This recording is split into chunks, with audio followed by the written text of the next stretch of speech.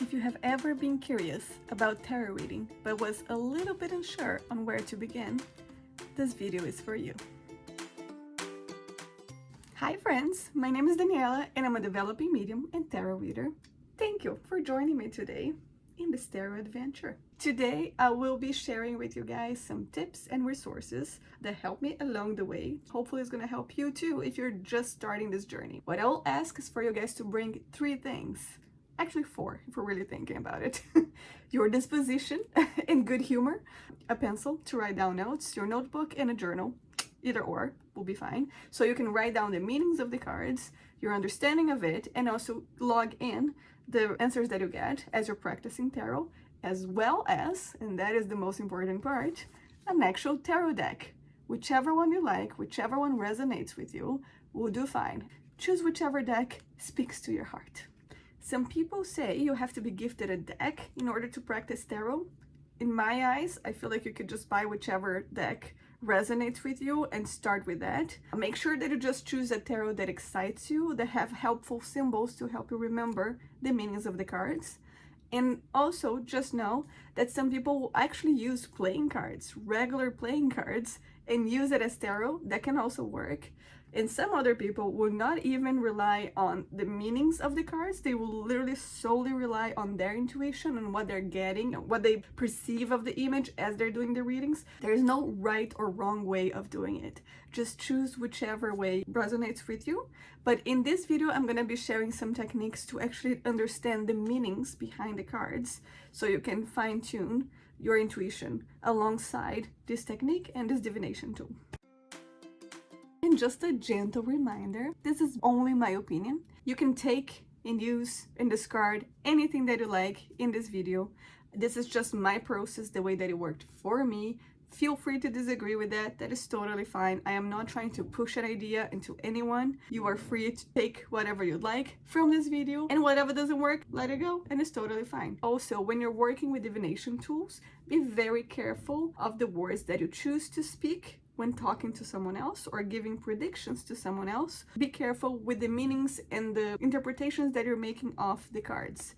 So don't be scared. Everything that tarot does is just to put things in perspective and help us bring to alignment and bring to the surface information that a lot of times will not be so easily accessible for us. It's basically like telling a comic book story, but it's your life, a particular aspect of your life. And it's just bringing the vibration and explaining what is the vibe that we're having right now. If we continue on this path, what is potentially unfolding and what could we potentially prevent over time. Remember that it's not about prediction and like something set in stone. It's mostly about self-awareness. We use that to understand better the complexities of ourselves and others and help them see the light or put light in areas or elements that they would not necessarily be conscious about if it wasn't for this type of tool. You can change your future, you can change who you are. If there's anything that you don't like, even the predictions, even the future meanings, you have free will to do whatever you wish to. So tarot is not something that is set in stone, and it doesn't predict the unchanging destiny in any way, shape, or form. Keep that in mind. You are the master of your own life. Tarot is just here to give you a guide or a blueprint or a map of things that you could potentially be doing or not doing to favor or not favor you, kind of showing the light and the shadows. And that is why it is so helpful. So proceed with caution, be careful on how you're interpreting things, and try not to be too paranoid with the messages that you receive. And if you're giving information to someone else, be careful about the words that you choose so you don't make them traumatized in their experience, because, you know, that's a thing. Tarot is known nowadays as a divination tool, but it wasn't always like that. It actually first started as a social card game played mostly by the medieval upper classes in the 15th century in Europe, and eventually it became accessible to the broader public without formal training.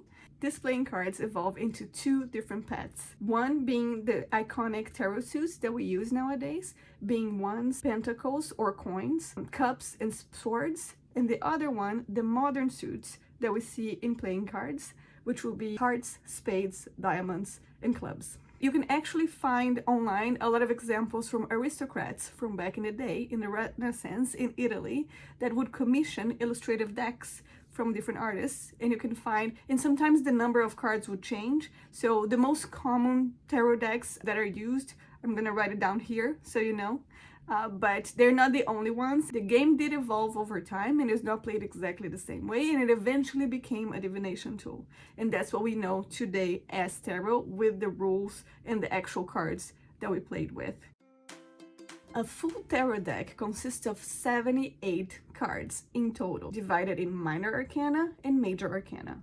The major arcanas are usually indicative of bigger chapters of our lives. Major arcanas means main truths, bigger truths of life. And it's basically an overview, the bigger, most meaningful path or chapter. And those are usually symbolized by labels. So we have actual words for major arcanas like the Magician, the Star, the Lovers. And they usually have symbols within the cards. So that's why having a tarot that allows you to understand the symbols, it's very helpful. Some tarot readers, they will use only major arcana to play. It's also easier if you're just playing with 22, but most tarot readers will use all of the cards. The minor arcana tends to be all the cards that have numbers to them, and minor arcana represents the minor truths of life. So it's the everyday occurrences, the smaller truths, what happens in our routine a lot of times, and they go from 1 to 10, ace, 2, 3, 4, 5 of a certain suit, plus the page, the knight, the queen, and king.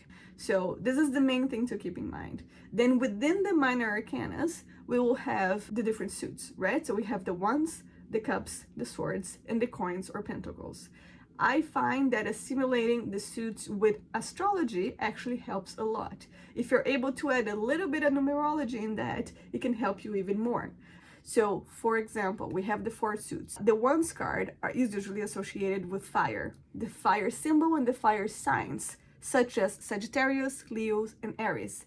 A lot of the characteristics of those signs you can actually find in the meanings behind the wands cards, which will also be the clubs in a regular playing game, which is quite cool to know. So anything that has movement to it, action, creativity, that sparking movement, that would be associated with the wands suits. Anything that has cups related to it, so cups is associated with water signs, so that would be Cancer, Pisces, or Scorpio, and that is associated with emotions, the nurturing side of things. Every time we're getting any card of cups, usually has emotions being talked about in that particular sense, the high vibration of it or the low vibration of it. Cups is associated with hearts, by the way. Swords is actually associated with air signs such as Gemini, Libra, or Aquarius. A lot of the characteristics of those signs can actually be found in the swords. So it has a lot to do with communication and patterns of thinking. If the swords are pointing upwards, usually it's positive thinking. If the swords are pointing down, usually it's negative thinking. A quick thing to keep in mind, the majority of the sword cards tend to bring a negative meaning to them because it's just a way for the tarot to emphasize. But a lot of the problems that we create as humans come from our negative thinkings. It's not necessarily a reality. We create a lot of the issues, which I think is just a wonderful thing. And swords will be also associated with spades. And then pentacles will be associated with earth signs, such as Capricorn, Virgo, or Taurus. And that usually relates to anything that has groundness to it, stability, values, money, financial gain in general. Anything that has structure and groundness to it would usually be associated with a Pentacles card or coins, which is another way to say the same thing. So just keep in mind that we can do that cross-reference between astrology, numerology, as well as tarot, which helps you remember, hopefully, a lot of that information. Every suit, so the wands, the swords, the cups, and the pentacles, they all have their own little story from ace to 10. We go from the beginning of the journey to obstacles, and then we see the happy ending at the end of the story. By the time we get to the 10th, is usually the end of the chapter before something new begins, which usually is followed by the page, the knight, the queen, and the king. Hey guys, hopefully you can see this properly. I am using this really magical iridescence weight tarot deck. That's all I have available as an example, but it's something I forgot to mention regarding the court cards and the different suits. When we're talking about the page, the knight, the queen, and the king, for whichever suit we're working with, the court cards usually can come representing a situation or a person. If it is a person, a lot of times the king will represent an adult man, the queen would represent an adult woman, the knight would represent a teenager or someone that is a bit immature, and then the page would represent potentially a child or a situation. But it could be, you could bring a bit of that immaturity, lack of experience of some sort. Depending on how you get the cards, if the card is in reverse or upside down, a lot of times they can change the meaning, or it just means that the meaning of the card is being delayed a little bit. Practice is key to make sure that you're putting that information down and actually gluing that information to your brain as you're living your everyday life. So my tip will be to make sure that even once a day or once a week, take one tarot and just ask basic questions like, what do I need to know today? What is an obstacle that I will potentially face? Take one tarot card, pick one, whatever speaks to you, and then write it down. What does that mean? And see how your day went. And then write down in what way did that match your day. And that's how we're slowly going to be able to glue that information and interpret the cards a little bit better every day. The meanings and interpretations will change according to the tarot reader who is doing the work. And that is the beauty of tarot. Also, tarot tends to tell you what you need to know, not necessarily what you want to know, which is part of the magic, I feel like. And there's also different types of spreads that you can do. A very basic one will be the past, present, future. The other one will be yes or no questions. And then there's the Celtic cross as well. I can do other videos on different types of spreads that you could do, so we can further develop this knowledge. You can make up your spreads as well. Heck, why not? You know, it's a free world. As long as it's helpful and you're interpreting the cards in a way that is enlightening and clarifying and giving some messages of healing, then you're doing a great job. Something I forgot to mention is that every tarot deck that you buy usually comes with a little cheat sheet that you can use with some tips and things that is just for easy access if you forget something and you want to just like, oh, quickly, what does the magician means? It has some keywords that you could use to help you speed up the process in the learning. And some of them even have spreads that you can use as a guide. So this one came with the white tarot deck example. I personally use the Tarot of the Divine, which is one that I absolutely love because the illustrations are so beautiful, and it does come with a little guide as well. When I started my journey with tarot, I actually would watch all of the tarot readings that I could. I would focus mostly on the ones that resonated with me, that like I actually clicked with the person in some way that was talking or giving the explanations. And then I would write down my own cheat sheet in my own bullet points, explaining what each specific card meant. So you can see, and I would even write if it is upright versus if it is reversed, what are the things that I will have to consider. And I would take a card a day and do a lot of practice that way. That actually helped me a lot in my journey to better understand what do the cards mean, to the point that I slowly started associating the bullet points with the symbolism. And I'll show you some of the tips right now. So let's pretend I am taking a past, present, future card for my job, and I want to know what's going to happen.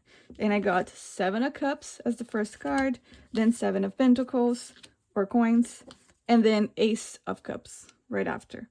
So the way I would interpret this would be 7 of coins. So this means that I started my job, used to be, I had a lot of opportunities to take. I had a lot of distractions potentially that I had to make a choice of. The cups usually mean also emotional turmoil, because look at the amount of options. Look at the symbolism here on the cards, both of them, right?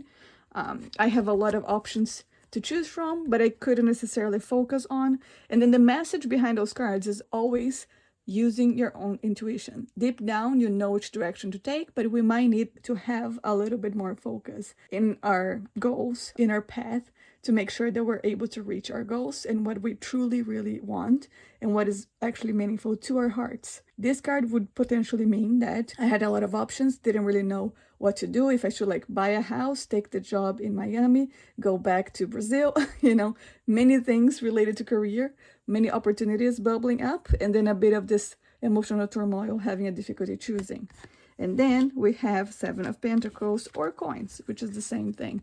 So in this example, present, right? So in the past, I had all those options. In the present now, I am in the standing still moment, which means that I'm taking time There is some waiting that needs to be done. I've planted my seeds and now it's time to wait for that to blossom. There might be a lot happening behind the scenes, but just because we don't see it doesn't mean nothing is happening. We might be perceiving the situation as a standstill, but there's actually seeds that are germinating underneath the soil. So it's this waiting period that can cause a lot of anxiety. The coins, in this case, or pentacles, would usually mean we are seeing our value grow, the seeds of what is important to us, and making money, potentially financial gain. It's not in the time that we are already planting, but we are waiting on that. So this is the waiting card, more likely. And then the next card would be the future. So in the future, we'll have potentially a new opportunity coming across our lives, a new job opportunity that would bring joy and happiness to our hearts. So it's literally one new thing that is nurturing our soul, right? So in this case, if we're looking at career, we'll go from a lot of confusion, then making a choice, waiting on that to see what would come from it. So this is the present of the waiting moment. And then in the future, things will turn out really great. It seems like things are going in the right direction, because whatever we did before, it's going to start blossoming in a way that is nurturing to our hearts. So we have a little bit of emotional instability with the cups here. Then we have the waiting period, the grounding period with the coins. And then we get reward in the heart, which will be cups again. So here's another example. We have my present and the obstacle that I'm facing right now in life, an overview of that. So I got 7 of Swords for present. What the 7 of Swords means a lot of times is hesitation. We are being cautious about a situation. It could also mean that we are not necessarily trusting things that much. Do you see that here the swords are pointing down, which usually means negative thinking? So it could be our minds doing a lot of the work and thinking negative thoughts and assuming the worst a lot of times. It could be a pessimistic frame of view, but mostly it means that we are taking our time because we are afraid in some way, or we are hypervigilant and cautious about a certain situation. And then if our obstacle, so this is coming either as reverse or crossing the card like that, comes as King of Cups. King of Cups, as we know, cups is the emotional side of things, so not necessarily the thinking side of things. As an obstacle, this potentially could mean an older man that is pretty emotionally immature, not necessarily cannot really handle their emotions really well. They could lash out on people, they could be manipulative, they could be oppressing or saying things that are not necessarily the best, that is actually causing us to overthink the situation in a negative way. So that's what the King of Cups in a negative light, in its negative vibration, would actually mean in relationship to what we have before. So present versus obstacle. If this was an upright card, it would most likely mean someone that actually is very nurturing, that is very fair, that knows exactly what they want and is able to reciprocate, someone that can be actually vulnerable with their emotions, and someone that knows how to rule with compassion. But because in this case, it's an obstacle, then we get that vibration, that energy, and flip it upside down. Another way that we could put the meaning there is it's taking a little bit of time before we are able to actually see the situation in a better light with more emotional stability. Because right now we're not being able to do that with all of those negative swords pointing down at us. But do you see how the actual symbols help us? That is why I actually love this particular deck, the Tarot of the Divine, because the illustrations are so well done that we can basically tell the little story by associating with the symbols that we see on the images. This one also, it's also possible to do the same thing. So again, choosing a deck that you like, enjoy looking at, would like to play with, but also helps you further memorize the meanings of the cards just by looking at it. So you're not necessarily memorizing actual single words that don't mean much, right? Like you actually start adding layers of depth within those cards as you're giving your readings to people. Let's do another example with a major arcana in the game. So let's say this is our present, this is our obstacle, right? This is coming as a reverse card. So our present, we have the Fool.